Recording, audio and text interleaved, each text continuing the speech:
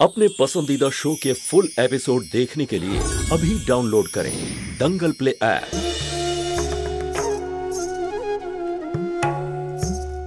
এটা ঠিক নয় দাদা। আরে কেন মাথা খারাপ করছিস ভাই রবি? আরে একটু আগেই তো আমি তোকে সবকিছু বোঝালাম। তুমি কি একবারও ভেবেছো যে তোমার এই কথাটা যদি সবার সামনে এসে পড়ে তাহলে সেদিন তোমার কি হবে?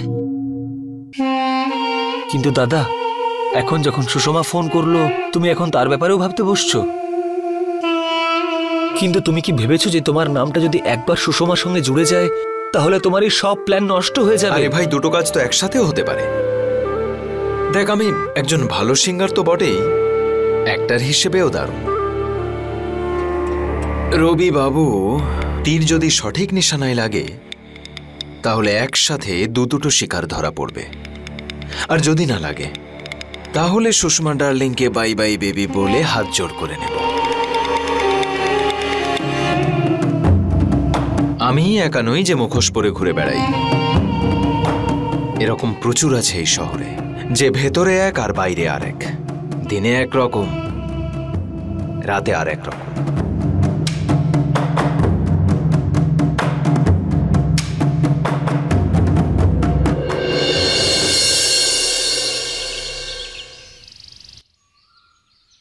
সুষমা তোর উঠে গেছে?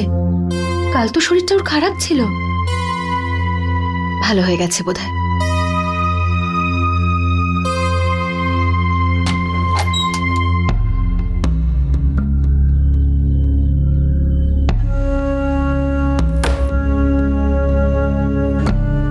সুষমা,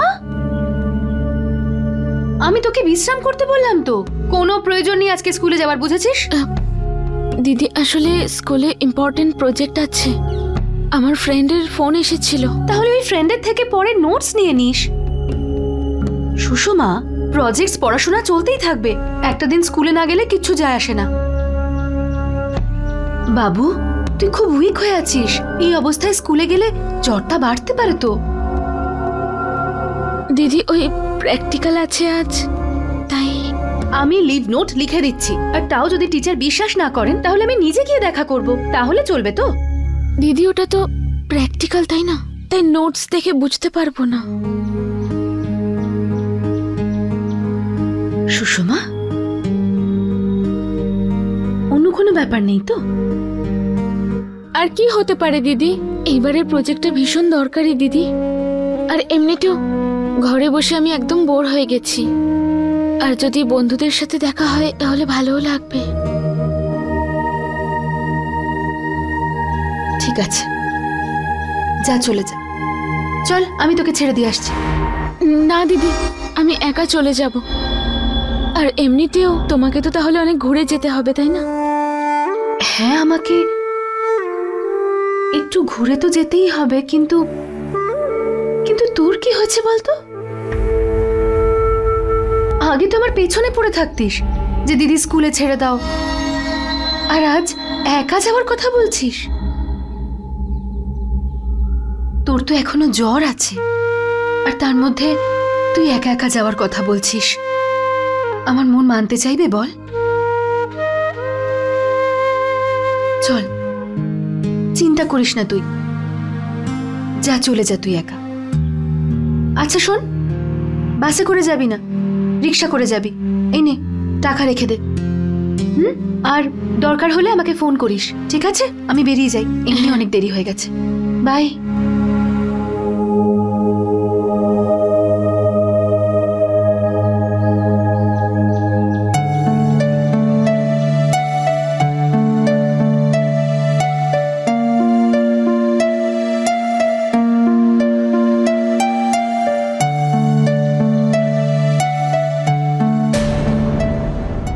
এইসব আমি কেন করছি?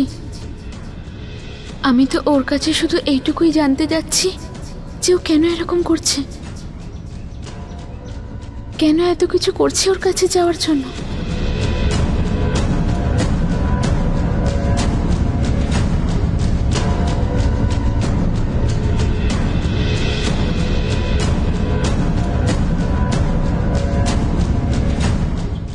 মা, আমি আসছি। আরে সুষমা দাঁড়া, আমি ছেড়ে দিচ্ছি। না দিদি, আমার দেরি হয়ে যাচ্ছে। বাই।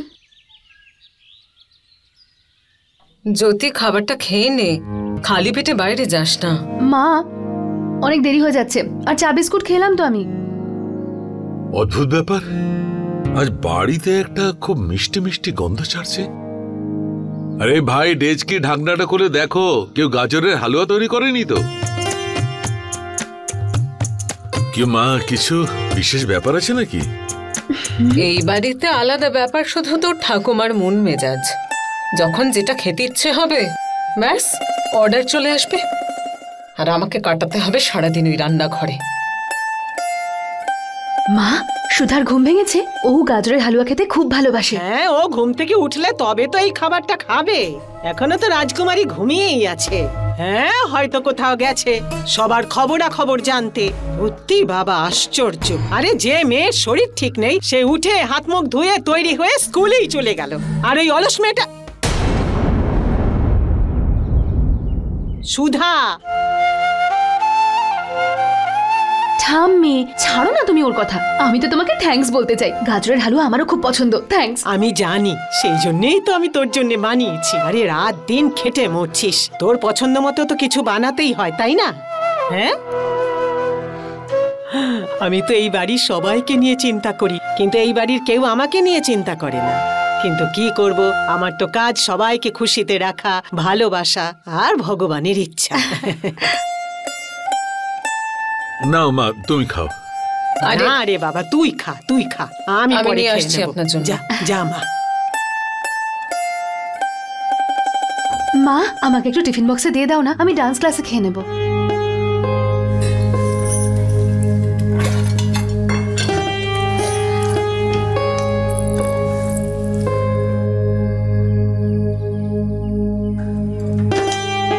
আর একটু বেশি দাও না।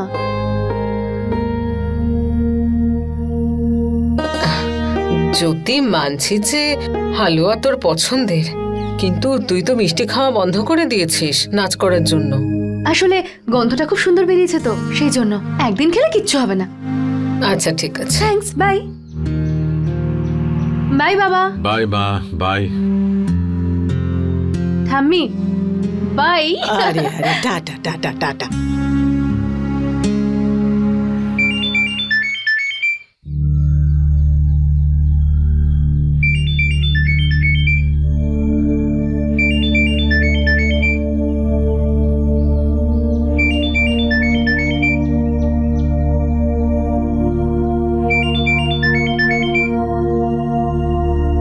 কেন করছো তুমি আমার দিদির সাথে এরকম?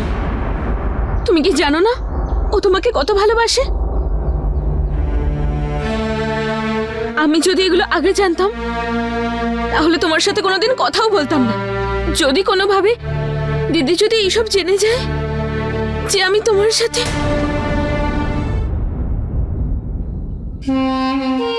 সুষমা, আরে আমার কথাটা তো শোনো। সুষমা, খুব সরল তুমি, কিছুই বোঝো না।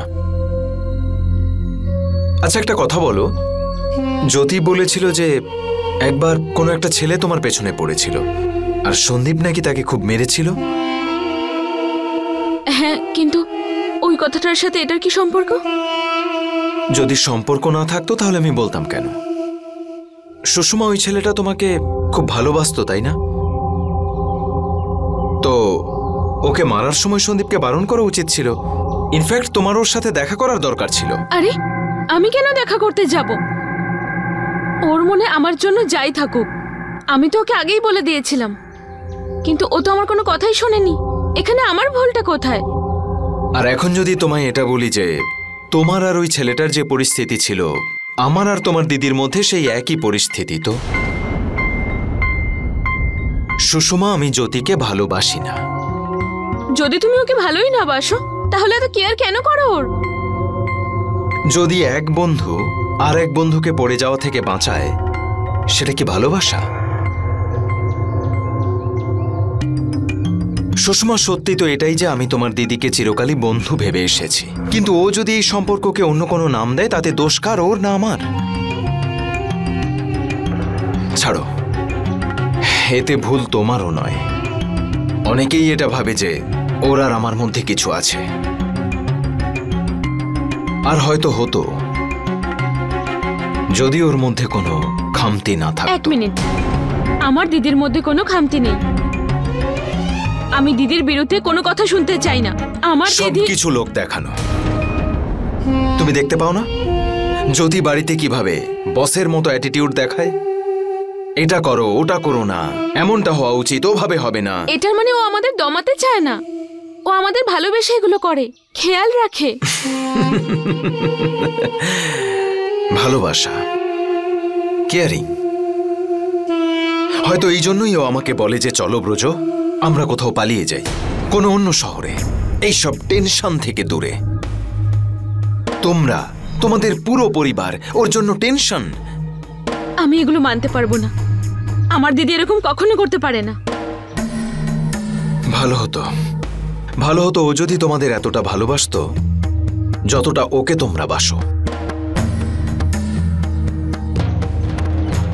এসব আমি বলিনি, এসব জ্যোতির কথা, এসব ওই বলেছে, আর সকলের সামনে বলেছে।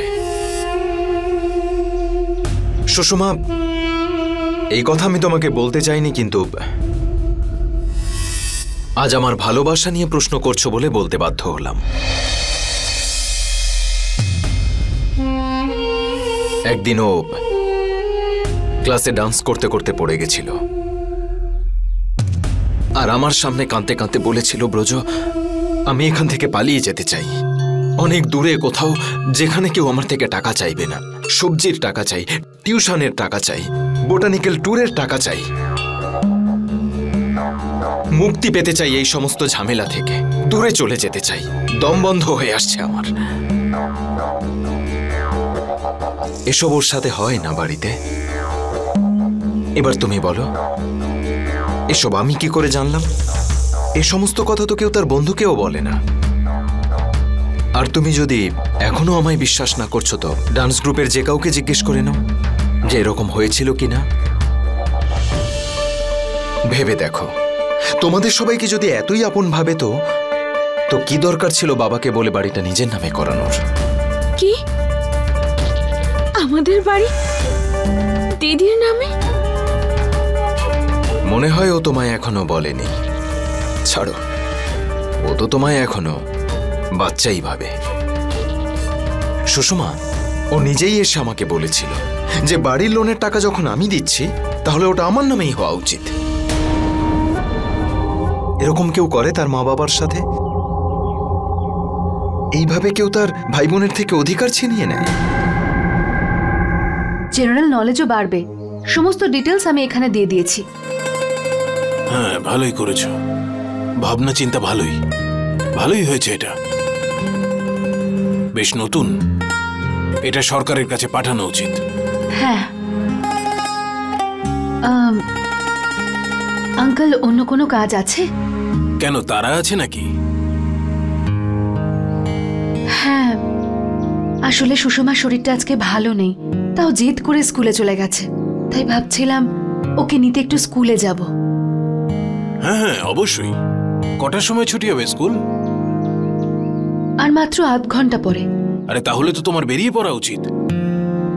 কোনো সমস্যা হলে আমাকে জানিও, আর ওর খেয়াল রেখো, কেমন?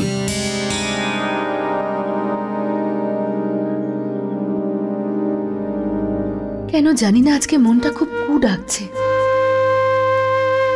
অদ্ভুত একটা ফিলিংস হচ্ছে,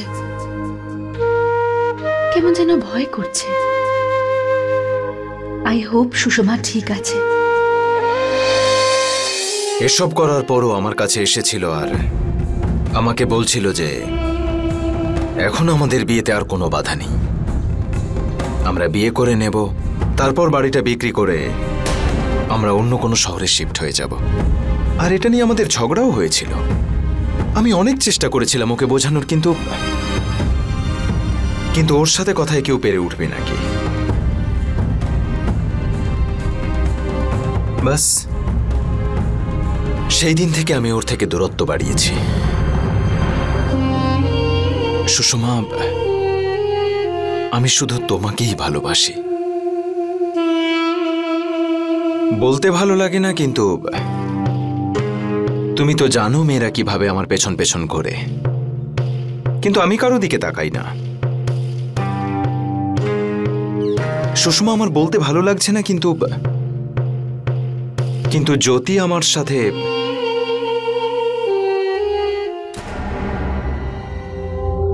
সুষমা, আমি আজ পর্যন্ত যদি কাউকে স্পর্শ করি তো সেটা তুমি বলো এটা ভালোবাসা নয় তো কি সুষমা? এখনো যদি তুমি আমায় বিশ্বাস না করো তো আমি বুঝবো যে তোমার ভালোবাসা আমার ভাগ্যে নেই। আমি অনেক বড় ভুল করেছি ব্রজু, আমি তোমায় ভুল বুঝেছি। আমায় ক্ষমা করে দাও, তুমি ক্ষমা করে দাও আমায় ব্রজু, ক্ষমা করে দাও আমায়। It's okay. যদি আমি তোমার জায়গায় থাকতাম তাহলে আমিও হয়তো বিশ্বাস করতাম না, কিন্তু সুষমা,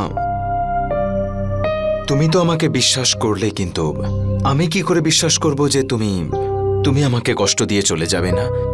না, আমি যাব না, তোমায় ছেড়ে আমি কখনো কোথাও যাব না। I promise you. আমি তোমায় সত্যি খুব ভালোবাসি, খুব ভালোবাসি তোমায়।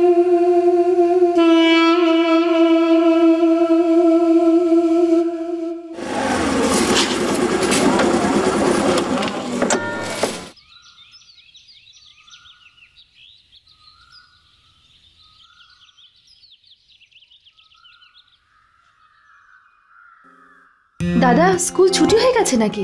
হ্যাঁ ম্যাডাম, 10 মিনিট আগেই স্কুল ছুটি হয়ে গেছে। আপাতত এখানে আর কেউই নেই ম্যাডাম। আচ্ছা, তার মানে আমার আজকে দেরি হয়ে গেল। সুষমা ভেতরে আছে কি নেই? জ্যোতি দিদি, তুমি এখানে? হ্যাঁ হ্যাঁ, আসলে সুষমার শরীরটা ভালো নয় তো, তাই ভাবছিলাম যাওয়ার সময় ওকে সঙ্গে নিয়ে যাই, কিন্তু ট্রাফিকের জন্য আমারই দেরি হয়ে গেল। কিন্তু সুষমা তো স্কুলে আসেনি আজকে। স্কুলে আসেনি? না, কিন্তু সকালে তো আমাকে বলে গেল যে স্কুলেই আসছে। আসলে হয়তো শরীরটা হয়তো একটু বেশি খারাপ হয়ে গেছিল, তাই হয়তো ও বাড়ি চলে গেছে। হ্যাঁ তা হতে পারে। এখন আমরা আসি। হ্যাঁ, বাই বাই।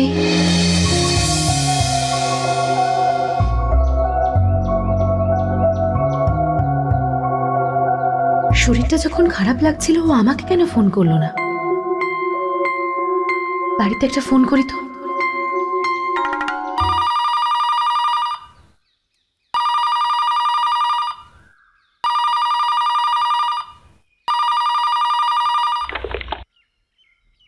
হ্যালো। হ্যালো সুধা, সুষমার শরীরটা কি বেশি খারাপ হয়ে গেছে নাকি? জানি না দিদি, ও তো স্কুল থেকে এখনো ফেরেনি।